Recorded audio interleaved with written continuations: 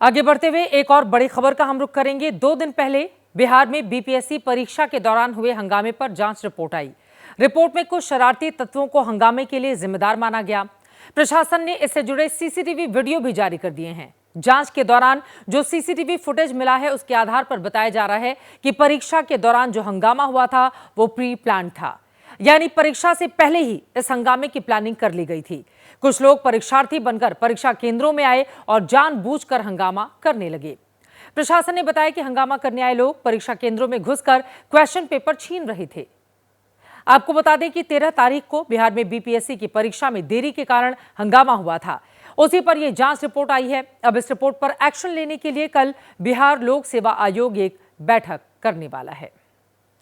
जनहित में अब बात किसानों की कर लेते हैं। दिल्ली के बॉर्डर पर किसान अपनी मांगों को लेकर डटे हुए हैं। इस बीच उनके नेता जगजीत सिंह डल्लेवाल के अनशन का आज 20वां दिन हो गया।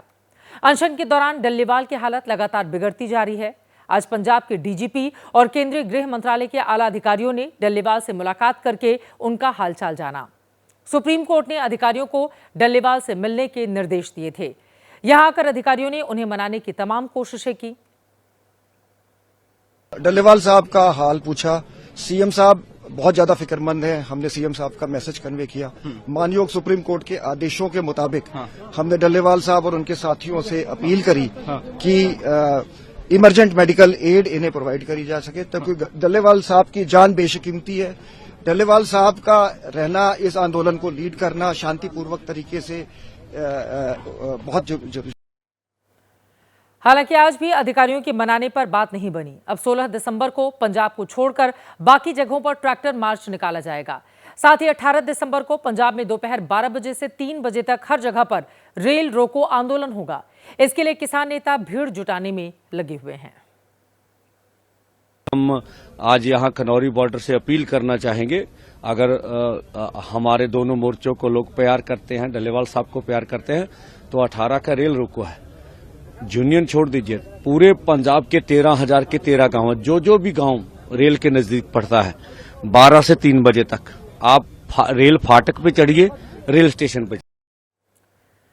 बेंगलुरु में इंजीनियर अतुल सुभाष के सुसाइड मामले में पुलिस ने बड़ा एक्शन लिया है। आरोपी पत्नी निकिता सिंघानिया को पुलिस ने गुरुग्राम से गिरफ्तार कर लिया। इसके अलावा अतुल की सास और साले को प्रयागराज से अरेस्ट किया गया।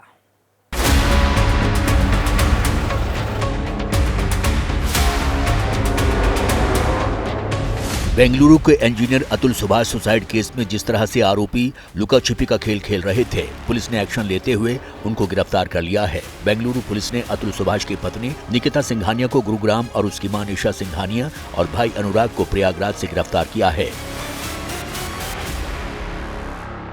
बेंगलुरु पुलिस ने निकिता और उसके परिवार वालों के फोन को सर्विलांस पर रखा था। पुलिस लगातार उनके लोकेशन ट्रेस कर रही थी। जो बेंगलुरु पुलिस थी इसी ब्लॉसम स्टेज पर पहुंची और निकिता को यहां से हिरासत में ले लिया। अब पुलिस इस पूरे मामले की पड़ताल में जुट गई है कि आखिरकार किस तरीके से निकिता और उसके परिवार का इस अबैटमेंट के अंदर रोल था। तीनों आरोपियों को बेंगलुरु लाकर कोर्ट में पेश किया गया, जहां उन्हें न्यायिक हिरासत में भेज दिया गया। दरअसल निकिता की मां और भाई दोनों ही जौनपुर में अपने घर से फरार हो गए थे। बेंगलुरु पुलिस ने आरोपियों के घर पर नोटिस चिपका दिया था और 3 दिन के भीतर बयान दर्ज कराने का निर्देश दिया था। गिरफ्तारी से बचने के लिए दोनों ने इलाहाबाद हाई कोर्ट में अंतरिम जमानत याचिका भी दायर की हुई थी। इन सब के बीच अतुल सुभाष के पिता का अपने पोते को लेकर दर्द भी सामने आया। पिता पवन मोदी ने कहा है कि उन्हें अपना पोता चाहिए। जब तक सभी आरोपियों पर कार्रवाई नहीं होगी, अस्थि विसर्जन भी नहीं करेंगे। गिरफ्तारी हो गई। हमारे पोते को कहाँ रखे हुए हैं, कि मार दी है कि जिंदा है, वो भी हम नहीं देख पा रहे हैं। हमारी यही गुहार है कि हमारा पोता हमको देखने को हमारे पास रहे, और कोई गुहार नहीं। वहीं कर्नाटक के गृह मंत्री जी परमेश्वर ने कहा कि अतुल सुभाष ने सुसाइड नोट में जिन मुद्दों को उठाया था, उनके साथ ही पुलिस कानून के दुरुपयोग को लेकर भी जांच करेगी। जाहिर है तीनों आरोपियों की गिरफ्तारी के बाद इस केस में और भी अहम बातों का पर्दाफाश हो सकता है। इस वक्त एक बड़ी खबर आ रही है, सीधे उसका रुख करेंगे। जयपुर में सीवरेज चैम्बर की गैस लीक होने की खबर सामने आई है, जिसके कारण कोचिंग के छात्र छात्राएं बेहोश हो गए हैं। 10 छात्रों की तबीयत बिगड़ गई है। जयपुर के उत्कर्ष कोचिंग सेंटर का यह मामला बताया जा रहा है। कोचिंग दूसरी फ्लोर पर चल रहा था। सीवरेज चैम्बर की गैस लीक होने से ये बड़ा हादसा हुआ है। तस्वीरें आपके सामने हैं। मनीष शर्मा हमारे संवाददाता जुड़ चुके हैं ज्यादा जानकारी के साथ। मनीष, जो छात्र छात्राएं बेहोश हुए हैं उनकी स्थिति कैसी है, क्या और जानकारी मिल रही है? जी, एक इसमें सबसे सुखद बात यह है कि जितने भी छात्र छात्राएं जिन पर बेहोशी की स्थिति का हाल बना था वो सभी खतरे से बाहर हैं।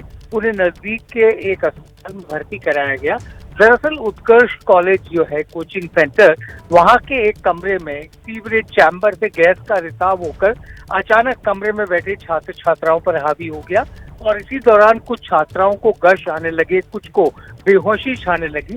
तुरंत 108 एम्बुलेंस सेवाओं को बुलाया गया और सभी 10 जो बेहोश होने वाले छात्र छात्राएं थे उन्हें नजदीक के अस्पताल ले जाया गया। फिलहाल सभी की स्थिति खतरे से बाहर है। बहुत धन्यवाद इस पूरी जानकारी के लिए मनीष शर्मा आपका।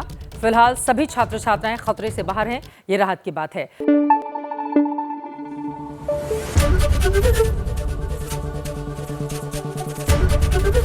एबीपी न्यूज आपको रखे आगे।